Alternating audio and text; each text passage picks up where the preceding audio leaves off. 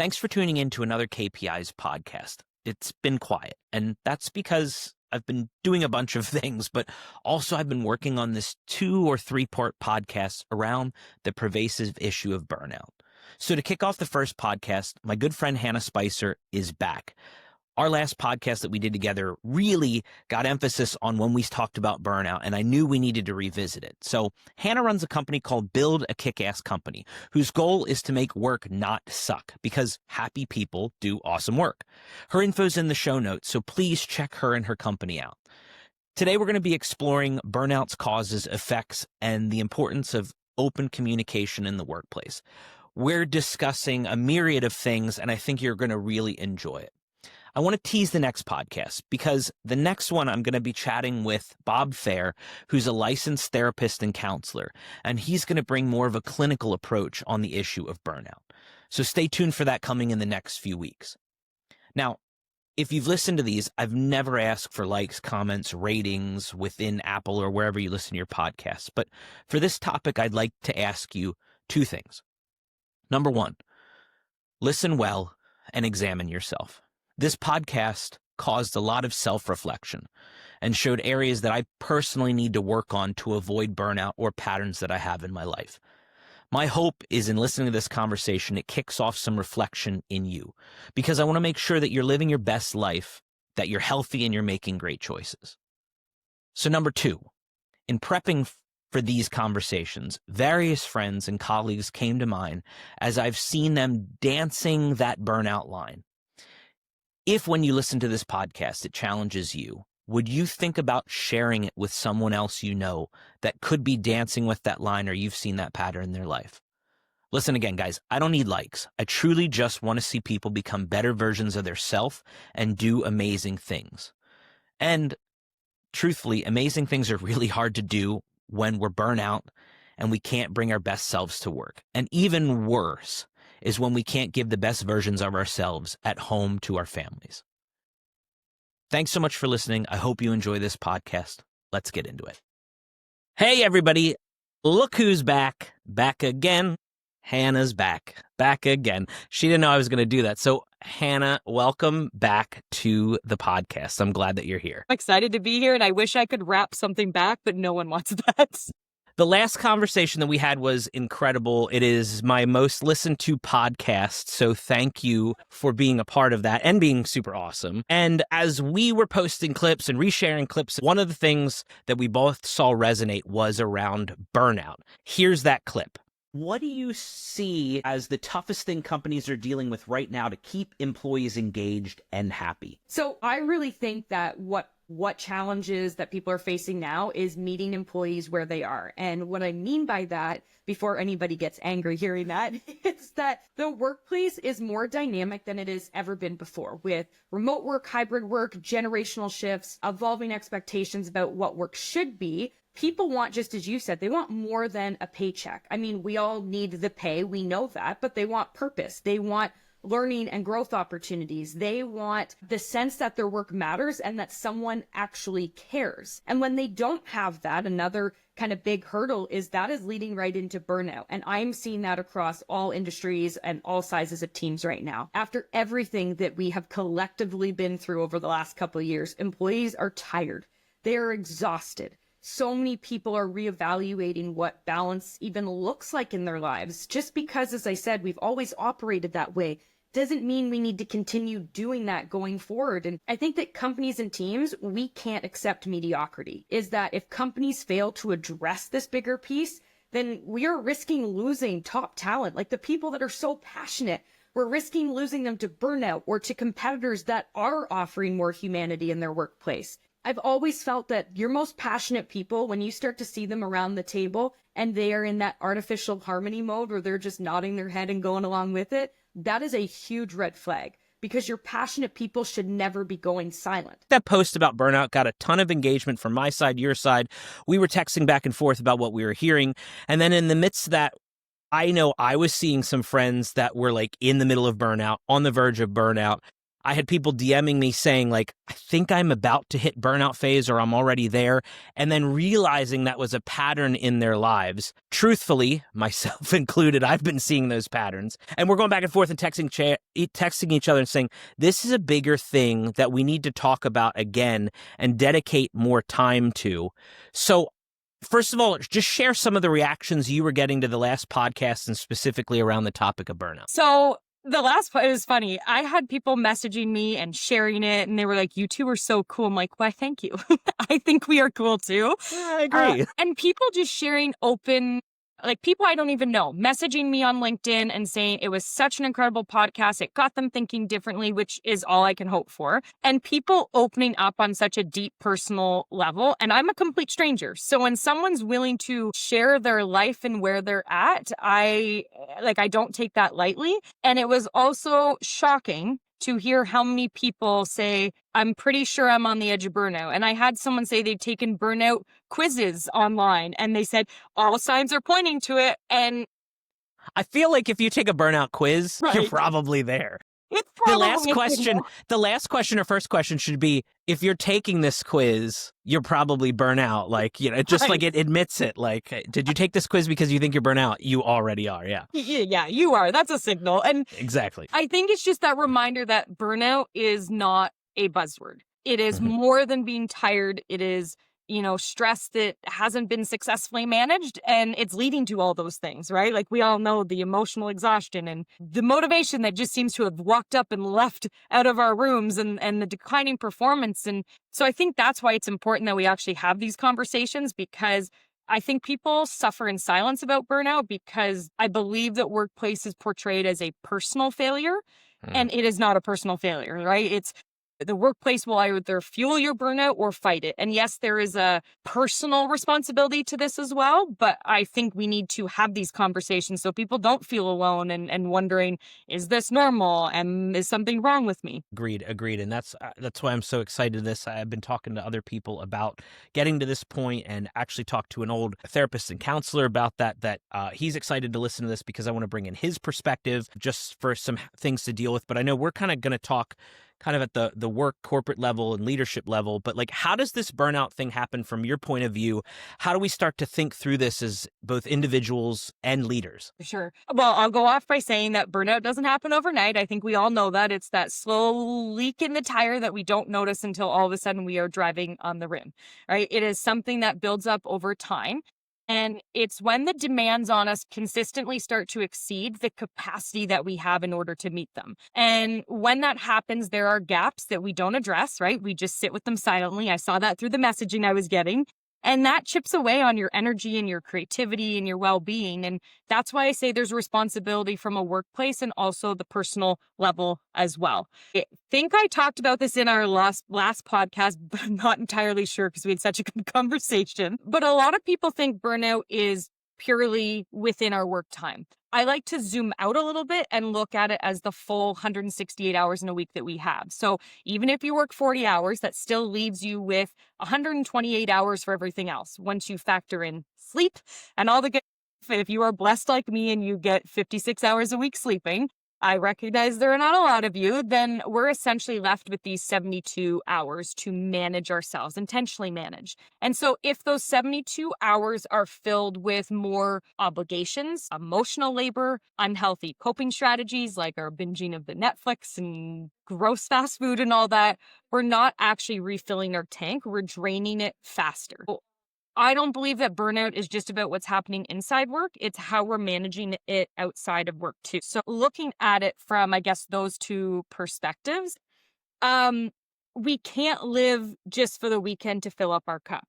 And that's why culture is so key. So for individuals, yes, when we look at those 72 hours, are we creating space for rest and recharge, or are we just filling it with more busyness? Are we setting boundaries, which is huge? I heard that from a lot of people in their messages. Are we giving our brain downtime, or are we carrying work in our back pocket 24/7? Because we got these fancy little phones here and we're constantly watching for emails or notifications on social media. Are we tying our worth to productivity instead of presence of just simply being here with someone? From the work side of it, for leaders, means recognizing that people bring their whole selves to work. I don't leave it at the door. Who I show up at work as is who I am as an individual. And you can have the best wellness program in the world, but if workloads aren't sustainable, if priorities are unclear, if the culture glorifies always being on, then burnout is honestly inevitable. And so I believe that leaders have a huge opportunity to model healthy habits. I have a little wellness blurb at the bottom of my email that says, when you receive this, maybe at a time where you're off work, and that's okay, but this is what works for me. And so sometimes those slight adjustments are important, and checking in on workload and respecting boundaries. The biggest thing is to design work in a way that doesn't require people to sacrifice their health in order to succeed. Yeah, I'm trying to think about that because I think about it feels like you have to set really good boundaries at whatever level you're at. The sooner you set them at the lower level and then try to continue them with you, you're better. But I watch different C-level people and I think, how do they do this? Because it's almost always on. And then that is the reflection of leadership that we see. Even if they don't want to push that down to everyone else, it is still what you see or you hear, or you end up on an 8 p.m. call with them for that one random thing. You're like, they do this all the time. I think they're in a very difficult spot about how to set boundaries, but continue to have the pressure of what moves ahead of them. How do you see other leaders kind of handling that when there are times they have to be busy and there's pressure on them, but actually trying to set healthy boundaries while having a very demanding title and job? And I appreciate you say that and you recognize that, because there is a reason that organizations are starting to panic now with this idea that there's going to be a lot of people retiring soon. And when we see that that's what leadership looks like, there's a reason that people are not signing up to, get that next leadership position, because we see the 8 p.m. calls, because we say, do I have to choose between work and family? Do I have to choose between my health and being able to succeed? So we've almost set these unrealistic expectations that will absolutely leave a massive gap in organizations because we're not willing to manage that conversation now. Yes, I appreciate that when we are in leadership, that sometimes you do have some late nights. Sometimes we have to manage our schedule. I think the big thing is just clear, open, honest communication, letting people know that, here's what my day looks like. Or if I respond to you at 11 o'clock at night, please do not feel the need to respond back.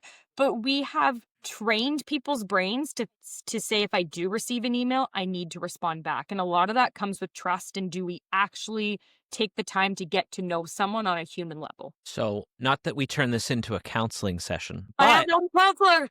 But I'm wondering that in too, because I am the type of person that you unfortunately, it's become a habit where you hit that Outlook button and open it. I don't have the notifications on. That should help. However, I still open it like on a reflex. And then you see an email and then you read the email, or the day you have the next day and you're like, well, I'll read this. Oh, I can quick respond to this. And all of a sudden you've foregone your structure you've set in place to help yourself the next day. Because if I can respond to 4 and knock this out, I'm already ahead of the game for tomorrow. And what I already have is a packed day. Like, how do people manage that? And I think there's personality types that play into that too. There's a lot of personality in this.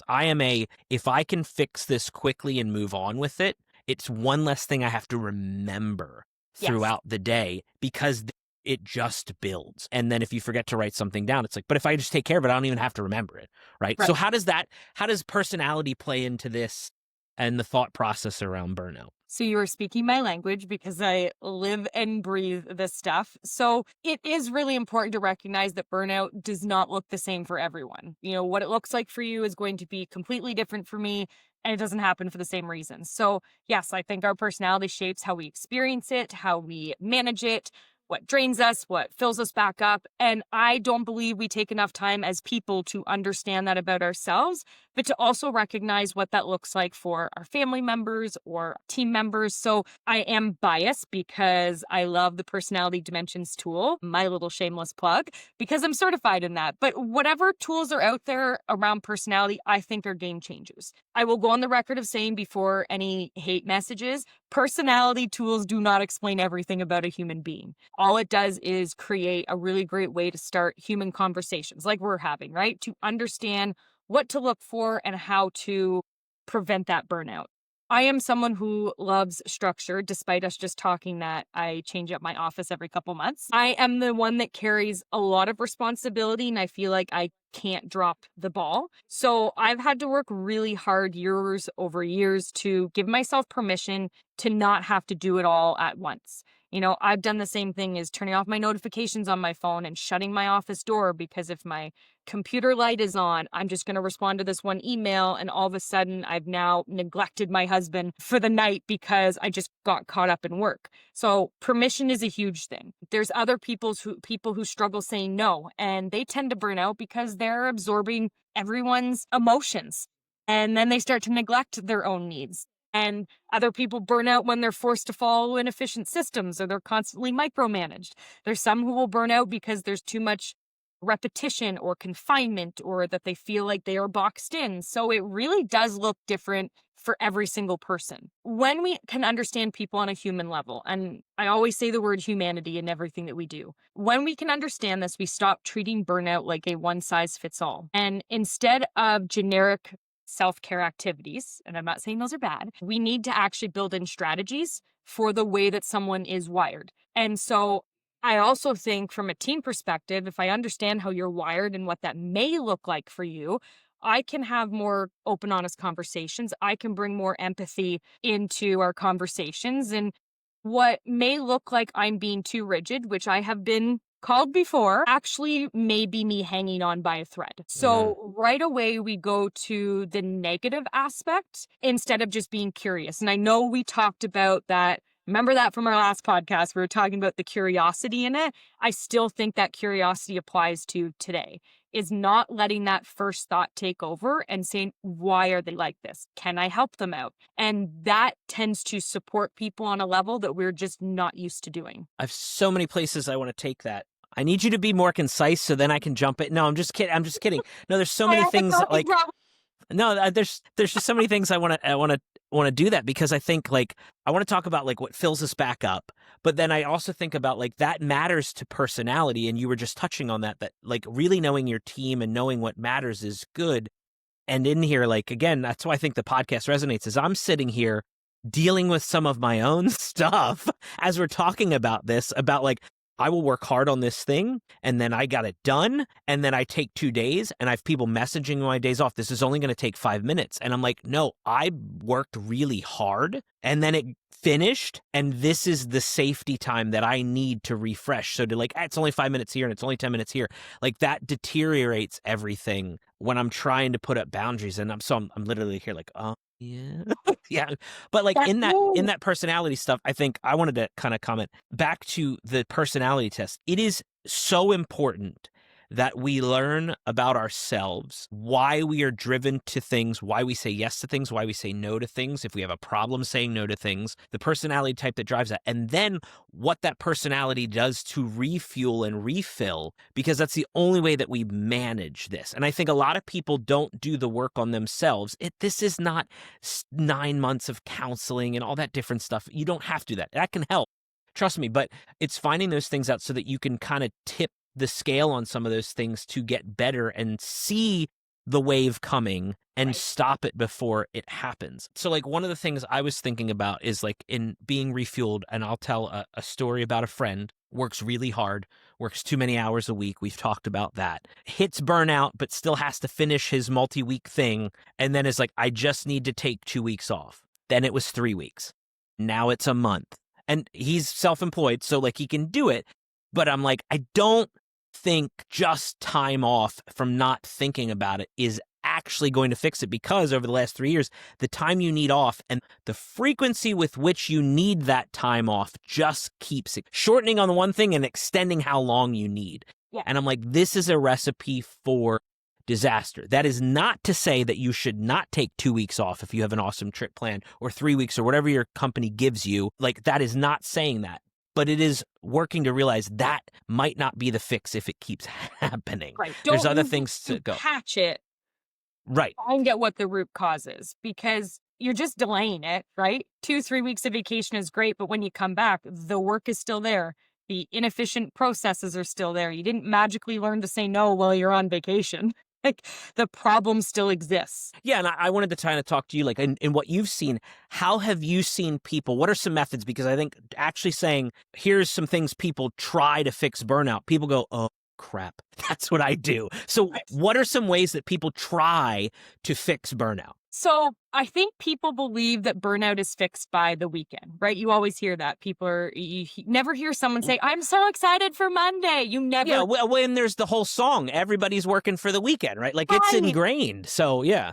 Media plays into that. Wednesdays are, they say hump day, and they're basically telling you that your crappy week is halfway over. Hang tight because Friday's coming. I just don't think we should give away or waste away 5 days of the week just to live for 2. So I think that's part of the problem, is we believe the weekend will fix it.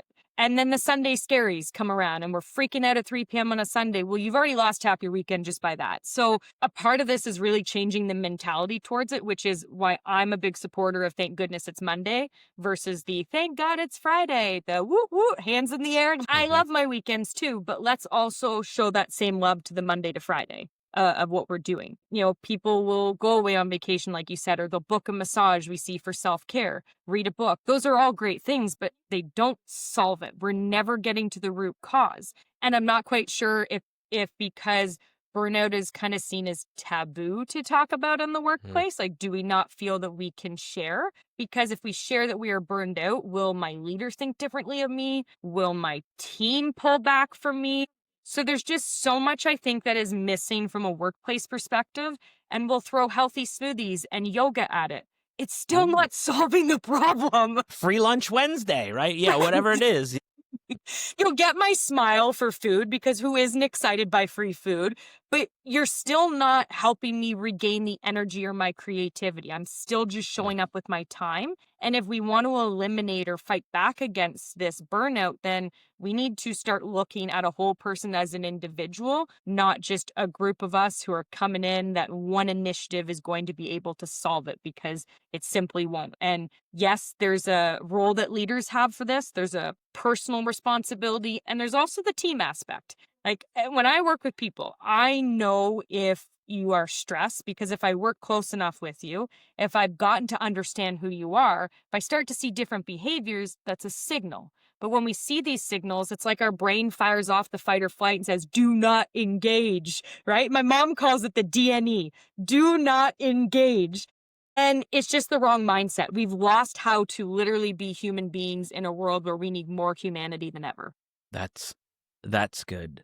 So I mean, how do people try to fix it, right? Let's take time. Let's take more time. I'm living for the next trip, the next longer weekend, the next holiday, whatever it is, all of those different things. But trying to figure out, like, hey, how do I actually enjoy what I do? I mean, that could be hard, because for some people listening to this, it could be like, I don't know if I've ever enjoyed what I do. I don't know that I've ever looked forward to Monday, because I've been conditioned from my parents and everything, like, this is about this. And really, we've been hearing it more like the goal should be, I work a job to get money to do the things I want to do, not to work the job and then never have time to do the things I want to do because I'm always working the job. Right. And that is it. That is definitely a generational shift that's coming. In the work that you do, how are you seeing this generational gap happen from boomers that thought one way about how they consumed and lived life with work to the next generation that's also starting to look at retiring early to give it to the next generation? How are you seeing that break down? Because there's a shocking difference between how people have thought about work and where people are thinking about work and how they're thinking about it today. So it's funny because you're seeing this come up in strategic planning. So when I'm going in with a group and we're talking to team members and we're talking to leadership and board, now we're starting to see those things come up about wellness and burnout prevention, which, let's be honest, those were never shown on strategic plans in the past. They just were never talked about. They existed. Burnout has always existed. We just don't have these conversations anymore. So yes, I'm seeing that certain people are the ones where you show up at 7 or 8 a.m. and you work until the evening until the work is done. I'm seeing the younger generation coming in. They're being loud about it, which I commend them for, of saying, I value work. I also value my personal time. So how do we make sure that, because work is work, right? The work still has to get done. There is a lot of adjustments that now need to be made because for the last 20 or 30 years, we've been operating on a basis that people are going to stay later and get the job done. So as our values are shifting, as burnout and wellness is more of a discussion, how does work need to change in order to support people? Because if we don't change the systems or processes and we don't have these conversations, we're either going to get a ton of burnt out people. We're going to see the revolving door of people saying, I'm going to go somewhere else. I know friends that have left very high paying jobs for less money, but they take care of their people in a much better way of having conversations, the genuine conversations, like the genuine check-ins, not the, which it bothers me when I see it, the, hey, hi, good morning, how are you? Good, yep, and we're on our way. What happened to our conversational skills? So if we're not willing to challenge our way of thinking, we're going to be having this exact same problem in 5-10 years from now. So we have the conversations now to protect our future, or we ignore it, and the future is going to be very uncertain with what it looks like. So in that, what to kind of any leaders listening, or not physical title leaders, but you are just born a leader, like what are signals that leaders need to be aware of to kind of spot things happening? And then, like you said, conversation is key, but like what's some practical things? Because you're saying, hey, you should have better conversations. Like let's get specific, right? Rather than this innocuous thing. What should leaders be looking out for? What are the signals they need to be seeing? And then how do they actually drill in specific bullet points? Yeah, because burnout at the end of the day will whisper time and time again before it turns into this full-on scream. So it whispers before it screams. I think that so where the conversations come in is not waiting for the once-a-year performance review to ask how someone's doing. Literally, it does not take long to grab a cup of coffee and say, hey, you want to go chat for 5 minutes? Or just check in on people. Try and get them to know them beyond their role, beyond their title.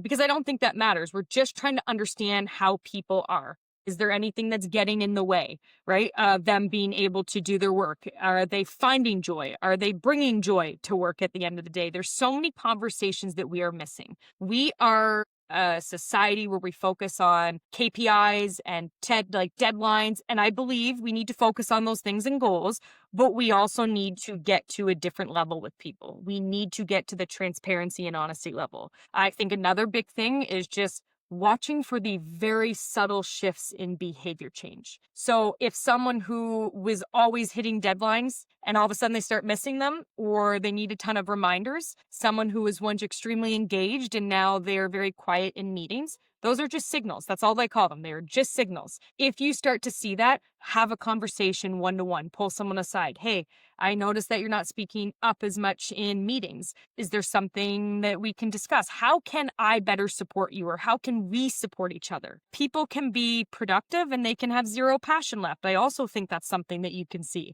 When the spark literally leaves and gets out of the office, we become in a checklist mode. And so when your creativity and your energy have left, that's a signal. When people start, this is a huge one, and it honestly bothers me so much. When people start skipping breaks, or they skip the team events that they always have, or that they eat lunches at their desk, that one bothers me. That is a clear signal that someone is likely experiencing survival mode. People don't just skip lunches because, hey, it's fun. We skip because we have something that is causing us stress. And in what I've seen anyways, people can argue differently, but with what I've seen, don't always assume that people are fine. There are different why conversations, I call them, to have with people, so that we're not just programmed to run on autopilot, that I'm literally asking how you are doing, what is something that's blocking you, right? Talk about our culture blockers and our culture builders. What is blocking you from bringing your potential, right? And let's talk about them. Talk about the interferences. If we don't have those conversations, people are just suffering in silence. So it's the quality of conversations that really matter. And looking for change is key, because you said it with personality. It is not different it's not the same for everyone. It will show up differently. So stop ignoring what's actually happening. So in that, I'm sitting here thinking about my personality type versus other personality types, and I'm thinking about this maybe has gone on before or isn't going on, and the manager tries to do this. How do we as individuals get over putting up a wall to answering the question, how are you? Because in so many cases we've been asked that, but no one has cared to actually know the reality. And sometimes the reality is absolutely terrifying to share with somebody Right. because of all the other stuff of why you're in burnout. That there's this part of work, but there's this at family, there's this beyond family with aging parents, whatever it is, that it's like, I don't think they can handle this if I actually were to share all this. So how do we get over putting up walls to actually answering that question to Yeah. I think we've been conditioned to think that when people are asking those questions that they're not genuine. And I know some people are extremely genuine, some probably not. We need to start speaking up and using that voice, right? I know we talked in our last podcast that your voice is the one thing that you have control over. It's very powerful. So leaders can support the culture, but I believe that the culture is built by everyone's actions and behaviors. So if we want to say that we will not, we want to protect, we won't accept burnout, right? Because I don't want you going home to your family at the end of the night tired and less patient. I don't want that for you. So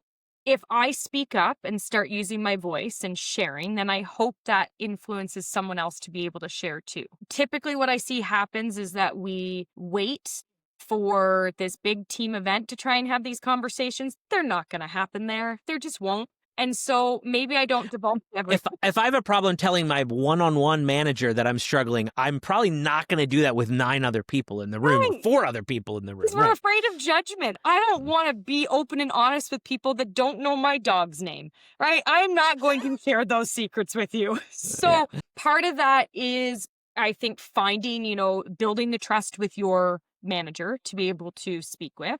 I think we also need to watch out because as leaders get more of these conversations, who's taking care of them, right? Leaders are experiencing burnout because they give to other people, but there's no avenue for them. They don't want to share that with their team.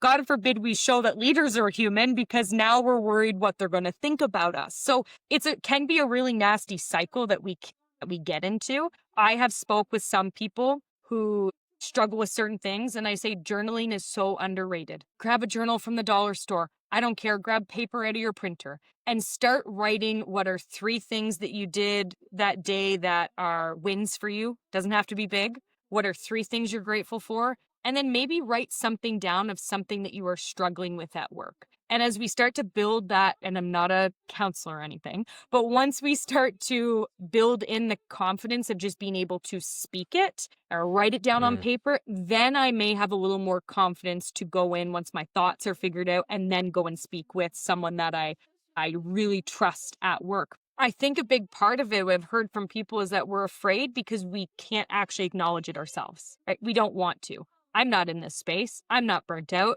I'm not exhausted. I just need a 14-hour nap. Just get honest with yourself of how I love 14-hour naps, but just get honest with yourself. And then we try to build up our confidence to use our voice. And I know that's not there's no magic wand. It's tough, but if you want something different, you have to be willing to speak up. My dad shared this, and just as we're talking, my dad always shared with me, he said, Hannah, success is a split-second decision, right? It's all the fear and the agonizing and the doubt that takes up so much time. So if you are struggling with burnout, then don't let the fear and the uncertainty and the doubt in yourself hold you back from bringing that potential and joy to work and also bringing that home to your family. Is that if you want something different, it's a split-second decision. I'll agree with you on that too, that it's so much of that and what we're talking about how individuals handle this is you have to be able to give yourself language. I love the journaling idea. You have to build that thing in personally because then it affects other relationships. If you're married, it's how do I say, I need to go do this right now because I just need a mental break. Then you start adding kids in, like some crazy person like me who has 4 kids. But the ability to communicate, 4.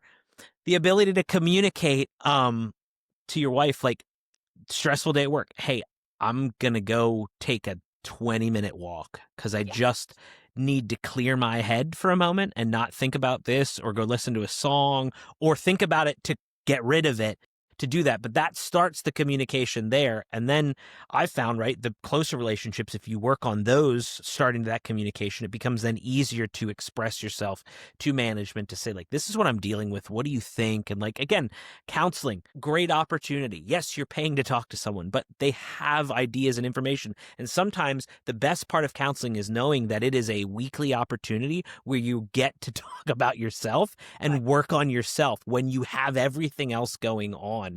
I've said that about physical therapy. Everybody goes, "Oh, well, they want me to come like 3 days a week to physical therapy. I could do this at home, but will you? Right. No one does.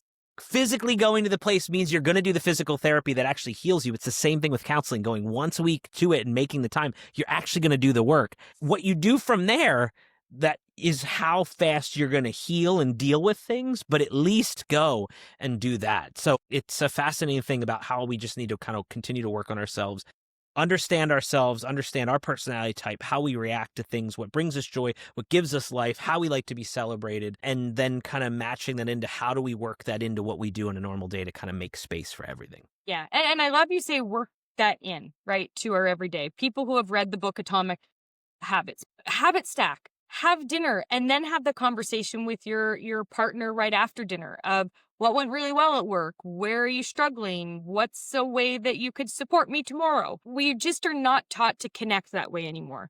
We are connected through our phones, through social media, but God forbid that we have a conversation face to face. And there's the phrase of communication starts at home, and it's exactly what you just explained. Have that at home first, understanding what are our own triggers, what stresses us out, and being okay to set the boundary.